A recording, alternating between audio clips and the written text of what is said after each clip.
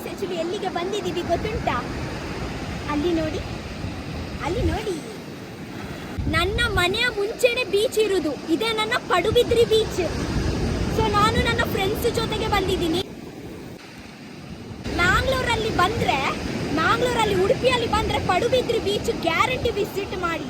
ಒಂದು ನನ್ನ ಪಡುಬಿದ್ರಿ ಬೀಚ್ ಒಂದು ಚಂದನೆ ಬೇರೆ ನೋಡು, ಒಂದು ಪೊರ್ಲೆ ಬೇರೆ, ಎಲ್ಲಿ ಸಿಗಲ್ಲ ಅದಲ್ವಾ. ಆಕ್ಚುಲಿ ನನ್ನ ಫ್ರೆಂಡ್ ಬ್ಯಾಂಗ್ಳೂರಿಂದ ಬಂದಿದ್ದಾರೆ ಪಡುಬಿದ್ರಿ ಬೀಚ್ ನೋಡ್ಲಿಕ್ಕೆ. ಅಷ್ಟು ಚಂದ ನನ್ನ ಪಡುಬಿದ್ರಿ ಬೀಚ್. ಇವತ್ತೇ ಹೋಗಿ. ಆಕ್ಚುಲಿ ನನ್ನ ಪಡುಬಿದ್ರಿ ಬೀಚ್ ಒಂದು ಸೀಕ್ರೆಟ್ ಅಂತ ಗೊತ್ತುಂಟಾ?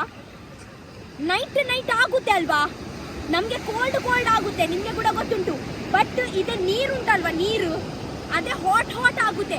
ಸೊ ನೀವೇ ಯೋಚನೆ ಮಾಡಿ, ಕೂಲ್ ಕ್ಲೈಮೇಟ್ ಅಲ್ಲಿ ನ್ಯಾಚುರಲ್ ಹಾಟ್ ವಾಟರ್ ಅಲ್ಲಿ ಬೀಚ್ ಅಲ್ಲಿ ಸ್ನಾನ ಮಾಡಿದ್ರೆ ಎಷ್ಟು ಚೆನ್ನಾಗಿ ಆಗುತ್ತೆ ಅಂತ.